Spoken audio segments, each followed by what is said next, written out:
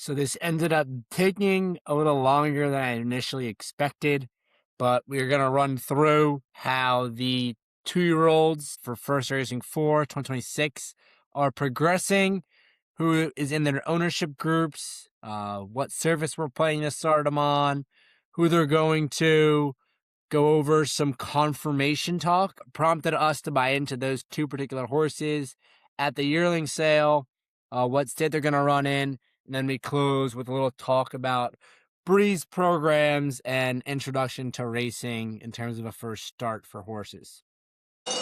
And they're off. So we got 6 more weeks of winter per the little groundhog, but I'm not a big fan of him. But we're looking forward to spring. Spring is the season of hope, and it's also the season of 2-year-old racing beginning. So thoroughbreds all share the same birthday of January 1st. First Racing 4, so the 2026 group, which still has some spots available if you or your friends want to get involved in horse ownership. Hell of a ride. We own 2-year-olds now, so we bought them when they were yearlings, 1-year-old. Both in September at Keeneland September, which is the largest horse auction in the world. I think there was like 4,000 or 5,000 baby horses that were sold over 3-4 weeks there in Lexington, Kentucky, 2 of which we bought pieces of. So we bought 5% of an Oscar Performance colt, as well as 12% of an Epicenter filly. So Oscar Performance and Epicenter are stallions, so I'm referring to them by their father's names, but around the barn, they're usually referred to by their mother's names, their dams. So the Oscar Performance is out of Lady Astola. The Epicenter is out of Eyes Open. So we have a number of questions that the partners have submitted. The partners, the homies, aka people that we own the horses with. So they're our horses. So if you have any more questions, text me, page me, comment on this video. More than happy to talk hoof. If you have their favorite thing to talk about. First question is pretty easy one to answer. How are they progressing so far? Both of them are progressing very nicely. They're both on the track. I'll show some videos here and have learned the beginnings of their job. So after horses are bought at the September yearling sale, you then begin the process of pre-training, aka showing the horses what it means to be a racehorse. So when you buy them at the yearling sale, they've never had a saddle on their back. They've never had a rider on their back. That's all foreign language to them. So the pre-training process begins with, a rope and kind of introducing young horses to the saddle, to different stimuli in terms of getting on the horse and just really getting comfortable with a human on their back. So at that point, once you'll hear the term broke. I prefer the term pre-trained because the term broke is not the best connotations there. So once they're pre-trained and understand what it means to have a human on their back, they'll then just begin to slowly progress. So they'll start just, walking around the barn with someone on them, just getting used to it. Eventually they'll get introduced to the track and, they'll basically continue to progress from walking to jogging to galloping. And then the next stage would be breezing, which typically will be, depending upon the program, they'll either be breezing before they hit the track or they'll be sent to the track to have their first breezes. Most programs will wait to breeze them at the actual track with their trainer that will train them throughout their racing career. So right now, both of our horses are galloping along. So they're at that last stage before they can breeze, building up their cardiovascular base. So both of them are progressing very well. You really don't know, so I worked at where the Oscar Performance is at. So we sent him to Florida to Nick Essler's. We sent the Epicenter filly to Joey Nimrod's in Kentucky. Those names are the guys that own the farms and, run them. So I worked for Nick Esther in Ocala with the horses, such as the ones we have. So I was there December through March. So I understood. I saw horses after they were majority of them had already been pre-trained, so they were set on the back, whole 9 yards. So I know the process goes, and it's pretty regimented. I mean, the horses go out the same time every single day. They go out in sets, so they might have like 6 riders. They'll do 6 at a time, and typically they'll go with the same people every single day, and they're slowly building up that base. And the biggest thing you're looking out for there is, okay, how the horse moving, and then what kind of mind do you have there? And both have gotten 2 thumbs up. You buy them before they're a finished product as well, in terms of they're still going to grow a good bit. It's similar to like a high school athlete. I would say a 2-year-old. They're still growing, but they're super athletic. They're ready to compete on a grander scale. But you really don't know, in terms of like when you buy a horse as a 1-year-old, how much they're going to grow and mature as a 2-year-old, as well as how fast they will mature. So you will see horses make their first start at 2, at 3, at 4, and typically race horses can race till they're 10 years old. That's at least the HISA cutoff point is 10. So both are progressing very well. The Epicenter filly is actually outperforming the expectations we had to start.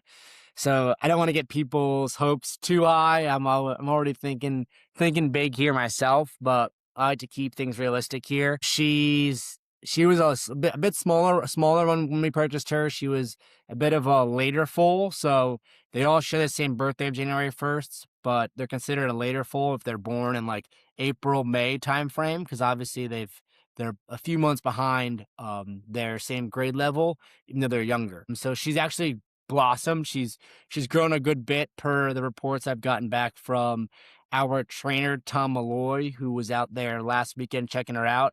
And he thinks that, she could be ready to move to the track here in a few weeks, which was somewhat surprising. I thought she would be a bit later. Performance colt, Nick Esther said that he was one of the first horses out, so he understood his job quite well early.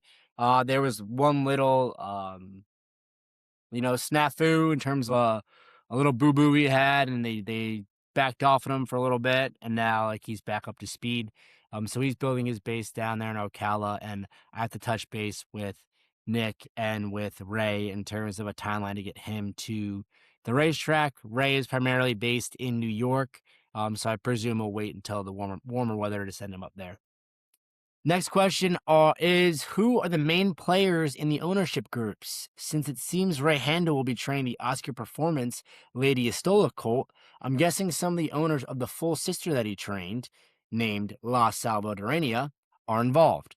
So I will pause and put La Salvadorania's race record here. She's been pretty nice. And this is a great question. Part of the fun of owning horses is the people that you meet along the process. So with these young horses, typically we'll buy a smaller share of them just so we can spread them across multiple horses and really get a chance, more bites at the apple there for our money.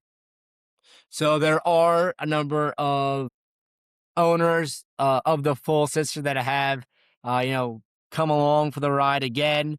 So the full sister, what that means is same mom, same dad, was also purchased by Oracle Bloodstock, which Connor Foley runs. So it's same groups involved, and we kind of hitched our wagon to that.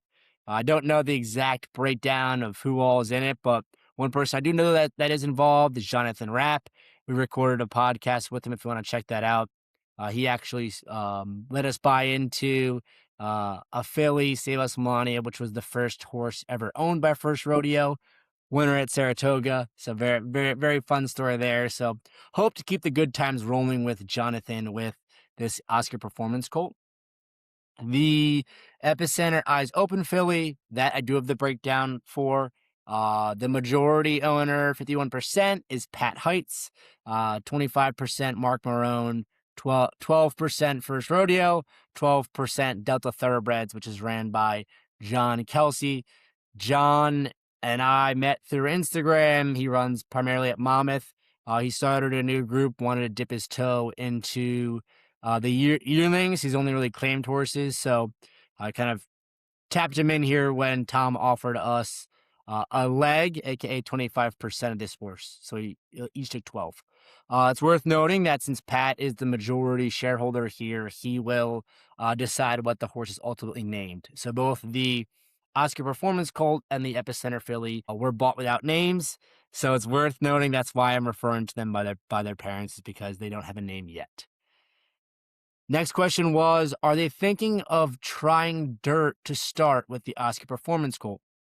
So this is my main concern when the Oracle guys and Ray offered us to get in on the Oscar Performance Colt, was that the full sibling, the full sister, La Salvadorania, was a grass horse. So three main surfaces: dirt, turf, and synthetic. Oscar Performance himself has shown prowess throwing them that can run on all three. I believe he is out of Kitten's Joy, which is a very big turf influence. So I personally want to try to stay away from turf horses, just because you're a little bit more at the whim of the weather. There's less opportunities for them in a typical condition book while the races are written. So that was my main concern. But Ray kind of assured me, hey, like, I trained the full sister. He's built a little bit better. Mother Nature again, gave him the better proportions that way. So he said that the full sibling handles the dirt fine. Like she travels over it just fine. She's just built a little bit more fragile. And he thinks that a dirt campaign for her would be tougher on her joints. So he has decided to stick to turf. So the full sibling, I think, went through the auction ring. I want to say Jonathan and his partner bought out the rest of the group there. So I think he still retains the full sibling, which is a good sign. So we're very, very excited for him. And Ray mentioned the first option here is going to be dirt, and he thinks that he can withstand it. After Florida, I'd think the Oscar Performance will head to New York with Ray, question mark. Yes. Ray Handel will train him after he's finished his pre-training with Nick Essler in Ocala. As for the Epicenter Eyes Open filly, the selling price makes me think there might be some conformation issues, question mark. Wonderful question. So what is conformation? I'll put up a little graphic here because I don't want to just botch it and just use my arm. But the way you can think about it is, think about a sprinter, think about a um, marathon runner for humans, kind of how they're built. Very similar setup for racehorses. You want to see certain angles, certain proportions. You kind of want to see. Typically, the way it's been explained to me is the rear end is what drives it. That's your engine, and the front end's kind of what has to withstand training. So if you see a horse that's crooked, so like maybe it has its cannon bone and this is its knee, ties in like this, and the foreleg ties in like that. That's typically a sign of a horse that's going to put a lot of strain on particular parts of their knee. So really what you want to see is you want to see like a correct, like straight horse through the front. So you really want to see a horse come straight down through the shoulder. And then you want the pastern angle. So the angle between the ankle of the horse and then where it's hoof. You want that at somewhere between like 45, 55 degrees. It's part science, part art. Looking at a horse, and that's why we trust Connor Foley, Tom Malloy, Ray Handel, Tom Morley, people that have looked at thousands and thousands of horses, look at horses every single day to make those decisions for us. So overall, like, does she have issues? She was actually one of the last fillies that I saw personally at Kin in September. Not that my eye means anything. I thought she was well enough put together. She was a bit on the smaller side.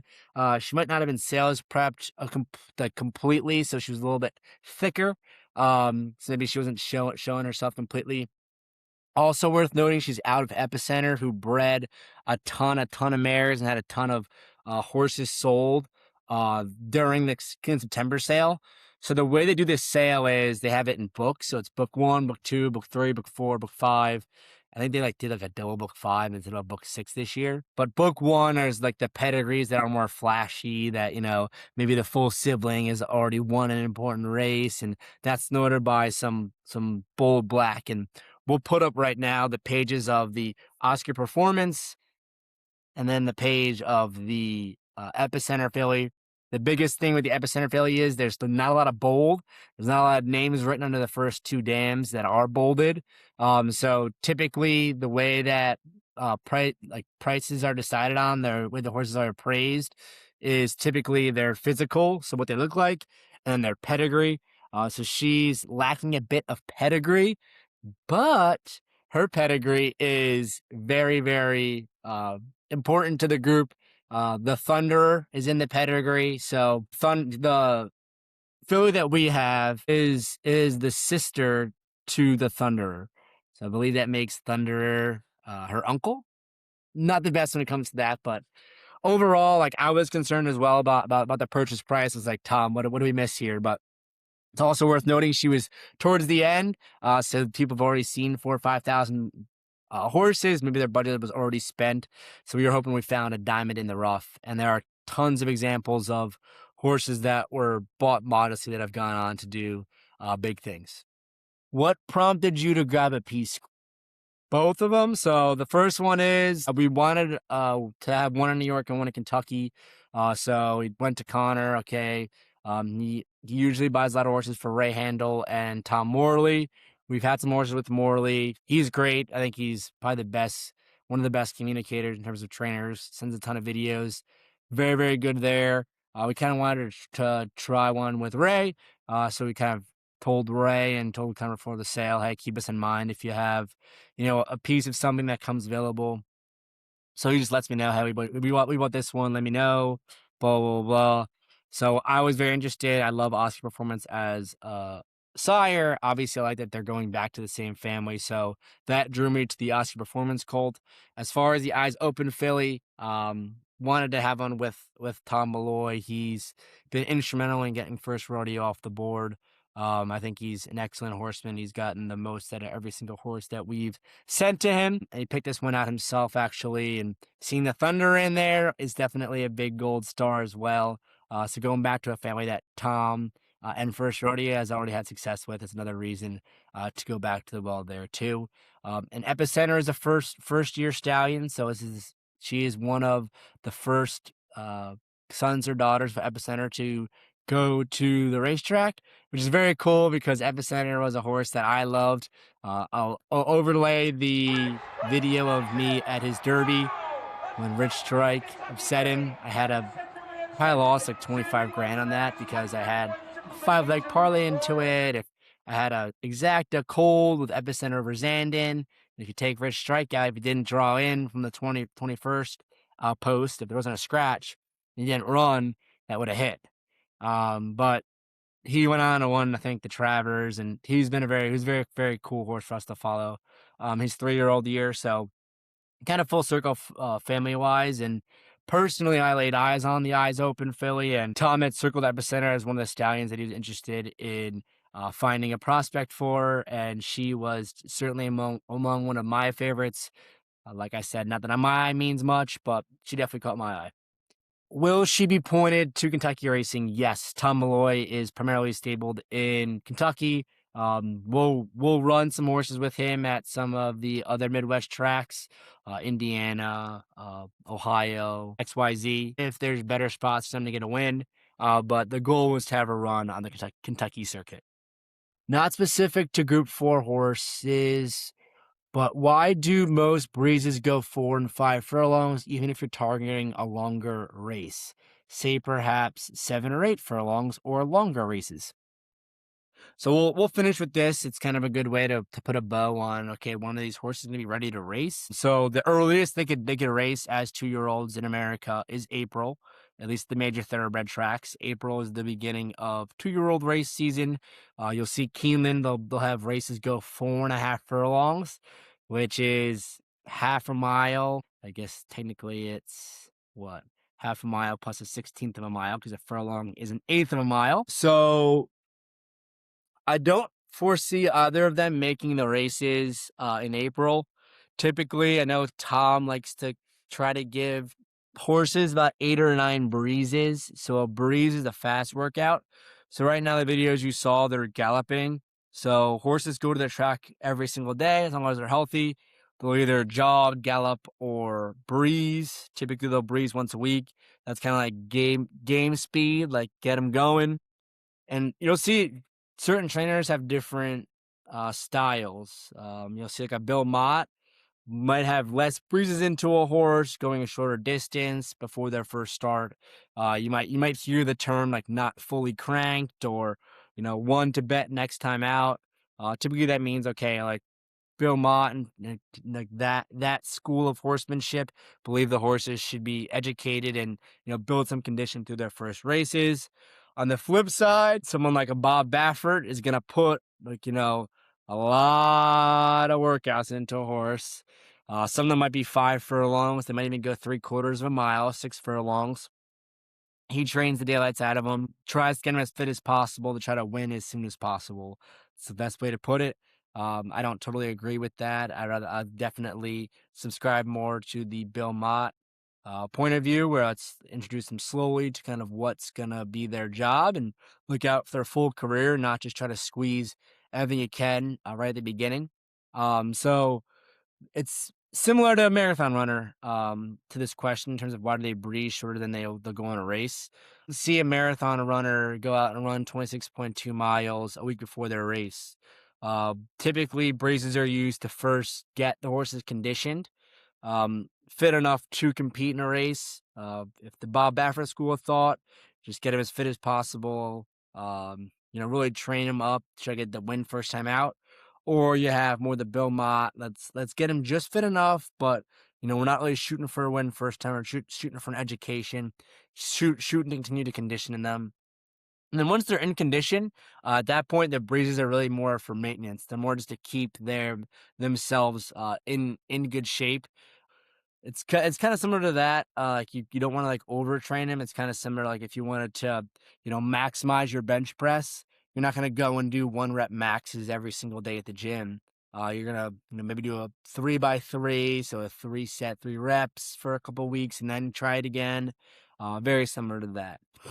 So overall, that like puts a bow on the questions that we've gotten so far. No one's asked me names yet, which is a crazy thing. No one's asked me that. I've heard some rumblings from Pat on what he wants to name the epicenter filly, but nothing dialed in there. We need to get more information on who has the final say, the majority stake ownership in the Oscar Performance Colt. But all things to look forward to. Spring's an amazing time. We'll have a lot of events. I'll be out at Keeneland at least one time for sure. Uh, Hopefully multiple. And the travel in from Texas is a little tough sometimes, but we'll get there. A ton of fun to be had here. Keep the questions coming. Looking forward to getting these two young horses to the racetrack.